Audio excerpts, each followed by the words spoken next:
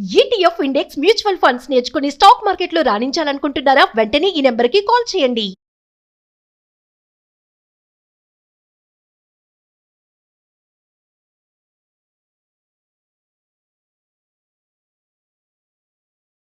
నమస్తే, welcome back to Suman TV. Present మనతో పాటు ఉన్నారు stock market analyst Sundar Rama Reddy గారు. నమస్తే సార్. నమస్తే. సార్, మనం చాలా వీడియోలో మాట్లాడుకున్నాం రిటైర్మెంట్ ప్లానింగ్ ప్రాసెస్ గురించి. చాలా మంది అంటే దీని మీద అవగాహన ఉండదు.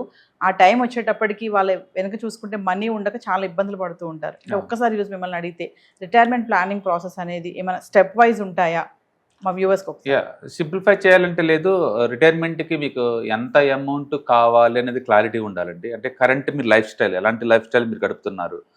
అండ్ సపోజ్ రూరల్ ఇండియాలో అనుకోండి ఒక లైఫ్ స్టైల్ ఉంటుంది, సిటీలో అనుకోండి ఒక లైఫ్ స్టైల్ ఉంటుంది, అండ్ మెట్రోపాలిటన్ సిటీలో ఇంకో లైఫ్ స్టైల్ ఉంటుంది. అండ్ కాబట్టి మీరు ఎలాంటి లైఫ్ స్టైల్లో గడపాలనుకుంటున్నారు అన్న దాన్ని పెట్టేసి మనకు ఉంటుంది అనమాట. ఇప్పుడు సింగిల్ బెడ్రూమ్లో ఉందానికన్నా డూప్లెక్స్లో ఉందానికి మధ్య తేడా ఉంది కదా. ఓన్గా వర్క్ చేసుకున్న దానికన్నా ఇద్దరు ముగ్గురు హౌస్ మేట్స్ పెట్టుకున్న దానికి మధ్య తేడా ఉంది కదా. అలాగే హెల్త్ ఇష్యూస్ ఉన్న వాళ్ళకన్నా లేని వాళ్ళకి మధ్య తేడా ఉంది కదా. కాబట్టి ఎలాంటి లైఫ్ స్టైల్ మీరు కోరుకుంటున్నారో అది ఎంత కాస్ట్లో వద్దో ముందు క్లారిటీ ఉండాలి. అండ్ రెండోది ఎక్స్పెండిచర్ మీకు ఇప్పుడు ఎంత అవుతుంది, ఇన్ఫ్లేషన్ యాడ్ చేసుకుంటూ పోతే అప్పటికి ఎంత అవుతుందో క్లారిటీ ఉండాలి. చాలామంది ఇన్ఫ్లేషన్ లెక్కేయరు. ఇప్పుడు రిటైర్మెంట్ కల్లా మీకు 10 కోట్ల ఫండ్ కావాలని చెప్పామనుకోండి, 10 కోట్లు ఎందుకు నాకు అంత ఏం అవసరం అనుకుంటారు. ఇది 2026లో కూర్చొని ఇప్పుడు ఎంత వర్త్ చూసుకుంటారు. బట్ 20 years తర్వాత చూసుకున్నాం అనుకోండి ఇన్ఫ్లేషన్ పెరుగుతుంది కదా. అందుకని ఎవ్రీ ఇయర్ మీరు దాన్ని 6% యాడ్ చేసుకుని లెక్కేసుకోవాలా. అందుకని మీకు 10 కోట్ల ఫండ్ అంటే ఇప్పుడు అది 2 కోట్ల ఫండ్తో సమానం. అంటే ఇప్పుడు 2 కోట్లకి ఎలాంటి లైఫ్ స్టైల్ మీకు ఉంటుందో 20 years తర్వాత కూడా మీకు 10% పెట్టేసి అదే లైఫ్ స్టైల్ వచ్చింది. కాబట్టి ఇన్ఫ్లేషన్ యాడ్ చేసుకోవాలి.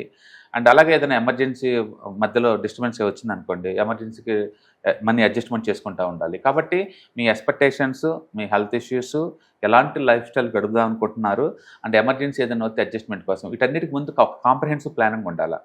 కాబట్టి నాకు ఇప్పుడు ఇంత ఖర్చు అవుతుంది, నా లైఫ్ స్టైల్ ఇలానే ఉంచుకుందాం అనుకున్నాం అనుకోండి, ఒక 20 years తర్వాత ప్లస్ ఇన్ఫ్లేషన్ యాడ్ చేసుకుంటే ఎంత, హెల్త్ ఇష్యూస్ ఏం లేవు కాబట్టి ఎంత, ఒకవేళ వస్తే ఏమవుద్ది, ఇటు మొత్తం లెక్కేసుకోవాలి, ఒక నెంబర్ పెట్టుకోవాలన్నమాట అంతే.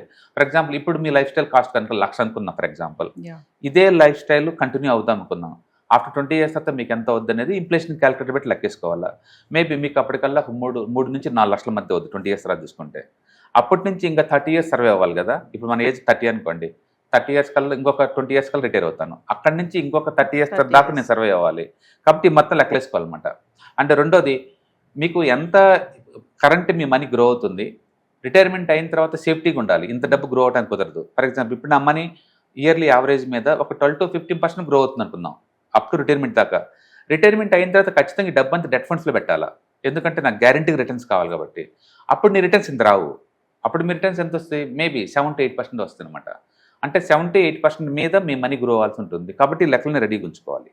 అంటే రెండోది ఇప్పుడు కరెంట్ పొజిషన్ ఎక్కడుంది మీకు, ఇప్పుడు మీకున్న ఆస్తులు ఎంత, అప్పులు ఎంత, ఎంత ఇన్కమ్ వస్తుంది, ఎక్కడెక్కడ దాస్తున్నారు, ఎన్ని రకాల ఇన్కమ్ సోర్స్ ఉన్నాయి, ఇవన్నీ లెక్కేసుకోవాలి. కాబట్టి ఇప్పుడున్న కరెంట్ స్టేటస్ నెక్స్ట్ 20 years కల్లా ఎంత ఎర్న్ చేయబోతున్నారు, నెక్స్ట్ 30 years ఎలా ఈ ప్యాసివ్ ఇన్కమ్ మీద బతుకుతున్నాము, వీటి మీద లెక్కలు క్లియర్గా ఉండాలి. అండ్ మూడోది ఒక క్లియర్ స్ట్రాటజీ ఉండాలి. ఇప్పుడు ఇన్కమ్ ఎంత వస్తుంది, ఇంకెంత ఇన్కమ్ యాడ్ చేయబోతున్నారు, ఓకే. అంటే బోనస్లు డబ్బు వస్తుంటే వాటిని ఎలా పెట్టబోతున్నారు, అసెట్స్ మధ్య అలొకేషన్ ఏమన్నా ఎలా చేస్తున్నారు. అప్పుడప్పుడు అవసరం అయిపోతే కొన్ని అసెట్స్ని ఎక్కువ అలొకేట్ చేయాల్సి ఉంటుంది, కొన్నిటి తక్కువ వస్తుంది. ఫర్ ఎగ్జాంపుల్ మార్కెట్స్ డల్ అవుతున్నాయి అనుకోండి, ఈక్విటీకి తగ్గించేసి డెట్కి ఎక్కువ పెట్టాల్సి ఉంటుంది. మార్కెట్ స్టేబుల్ అయిపోయింది అనుకోండి, ఇప్పుడు మళ్ళీ ఈక్విటీకి ఎక్కువ షిఫ్ట్ చేయాల్సి ఉంటుంది. ఇలాంటి స్ట్రాటజీస్ ఏమన్నా మీ దగ్గర ఉన్నాయి, ప్రాపర్గా ఉన్న లెవెల్ లెక్కేసుకోవాలి. అంటే ఫోర్త్ వన్ ఏంటంటే ఇప్పుడు ఏదైనా క్యాలిక్యులేటర్ రన్ చేస్తూ ఉన్నారనుకోండి, అది చెప్తా ఉంటుంది ఫ్యూచర్ ఎక్స్పెక్టేషన్. ఇప్పుడు మీ మనీ ఎంత ఉంది, ఫ్యూచర్లో ఎంత రాబోతుంది, ఫ్యూచర్లో ఇప్పుడు ఉంది ఎంత రాబోతుంది, అట్లా నిరంతరం నీ నెంబర్స్ చెప్తా ఉంటాయి అనమాట. దాని తగ్గట్టు మనం చేస్తూ ఉండాలి.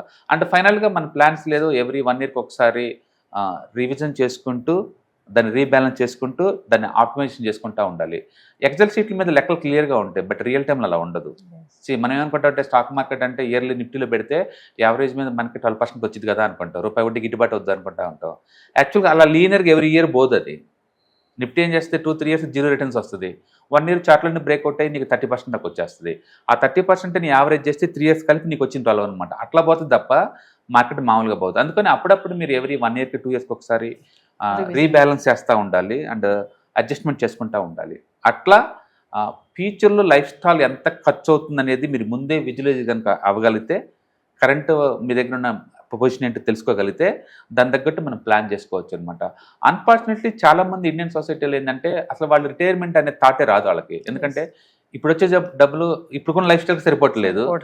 ఒకవేళ ఆశ ఉన్నా సరే డబ్బులు చాలినప్పుడు ఇంకెందుకు అని చెప్పేసి వాళ్ళు లెక్కలేసుకోరు. అంటే చాలా మంది మనీతో డీల్ చేయాలని చాలా భయపడతారు. మనీ ఉంటే దగ్గర ఎక్కడ బయటికి పోద్దో, ఎవరు వచ్చి అప్పులు అడుగుతారో, ఉన్న కానించి మన మీద మనకు నమ్మకం ఎలా ఖర్చు పెట్టుకోవచ్చు అలా అనుకుంటారండి. అందుకని ఇండియాలో ఎక్కువ మంది ఏంటంటే మనీ రాను లేదు, ఇంకొంచెం అప్పు చేసి పక్కన ఒక ఇల్లు కొంటారు, దాన్ని రెంట్కి ఇచ్చేసి ఆ వచ్చిందంత హ్యాపీ ఫీల్ అవుతుంటారు. అంతే తప్ప ఈ డబ్బుని ఆప్టిమైజేషన్ చేసేసి ఎక్కువ డబ్బులు సంపాదిద్దాం థాట్ ఎవరికి ఉండదు. ఎందుకంటే మనీతో డీల్ చేయాలంటే భయం, మనీతో డీల్ చేయాల్సి ఎక్స్పీరియన్స్ లేకనమాట. బట్ గుర్తుపెట్టుకోండి, మనీతో ఎంత ఎక్కువ మల్టిప్లికేషన్ చేస్తే మీకు అంత బెటర్. సో అదే టైంలో సేఫ్టీ ఉండాలా, లిక్విడిటీ ఉండాలా, మనీ ఎక్కువ గ్రో అవుతూ ఉండాలి. ఈ 3 ఆబ్జెక్టివ్స్ ఫుల్ఫిల్ అవ్వాలి తప్ప సేఫ్టీకి మనం వెళ్ళకూడదు అనమాట. కాబట్టి మీరు ఇప్పుడున్న స్టేటస్, ఫ్యూచర్లో ఎంత డబ్బు సంపాదించబోతున్నారు అనేది, ఎంత మిగిలించబోతున్నది అనేది, రిటైర్మెంట్ గోల్ కల్లా రీచ్ అవుతున్నాం లేదా ప్రతిసారి మనం రివిజన్ చేసుకుంటూ పోవడం ద్వారా మీకు వస్తుంది. ఇవాళ రేపటి ఏంటంటే రిటైర్మెంట్ క్యాలిక్యులేట్ అని గూగుల్లో కొడితే వస్తుందండి. అక్కడ మీరు డేటా ఫిల్ చేయండి, ఎంత అమౌంట్ ఇన్వెస్ట్ చేయగలుగుతారు అండ్ ఎంత టాప్అప్ చేస్తూ ఉంటారు ఎవ్రీ 1 year ఆ 2 years తర్వాత నుంచి, ఇన్ఫ్లేషన్ ఎంత, రియల్గా ఎంత గ్రో అవుతుందో మనం చూసుకోవచ్చు. సింపుల్ చెప్పాలంటే లేదు, మనిషికి మంత్ యావరేజ్ మీద జాబ్ రాగానే 25 ఏజ్లో జాబ్ వచ్చింది అనుకున్నాం, 5,000 పక్కన పెట్టుకుంటూ పోతే సారండి, ఏ గొడవ లేకుండా రిటైర్మెంట్ కల్లా మంచిగా 5 కోట్లతో మంచి ఫండ్ క్రియేట్ చేసుకోవచ్చు. అంటే సార్ ఫైనల్ రిటైర్మెంట్ ప్లానింగ్ ప్రాసెస్లో చేసే మిస్టేక్స్ ఏముంటాయి జనరల్గా? మిస్టేక్ అంటే ఎక్కువ మంది ఏంటంటే ఇన్ఫ్లేషన్ కన్సిడర్ చేయదు. కన్సిడర్ చేయకుండా అప్పుడు కూడా ఈ ₹1,00,00,000 సరిపోతుంది కదా అనుకుంటారు. నిజం చెప్పాలంటే కరెంట్ సొసైటీలో బతకడం కష్టం, మిగిలించడం ఇంకా కష్టం. కోటి గురించి ఆలోచించడం అతే అనిపిస్తుంది. బట్ అన్ఫార్చునేట్లీ ఖర్చులు పెరుగుతున్నాయి కదా. ఖర్చులు ఒకప్పుడు హైదరాబాద్లో జనప్రియ అపార్ట్మెంట్ ఇల్లు కొంటాం గగనం, అప్పట్లో 2 లక్షలకు వచ్చేది. Single bedroom life style and 500 SFT అంటే ఎంత పెద్ద ఇల్లు ఏం చేసుకుంటావు అంటున్నారు. ఇప్పుడు బాత్రూమ్స్ ఉంటున్నాయి 500 ఎస్ఎఫ్టీ కదా. అంటే ఇప్పుడు ఇల్లు అంటే ఒక 2000 ఎస్ఎఫ్టీ కదా.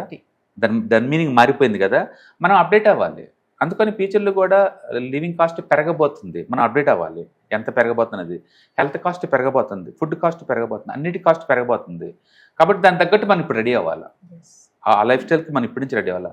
ఇండియన్ సొసైటీలో ఏంటంటే మన కిడ్సే మన ఆస్తులను అని చెప్పేసి మనీ అంతా వాళ్ళ మీద ఇన్వెస్ట్ చేస్తారు.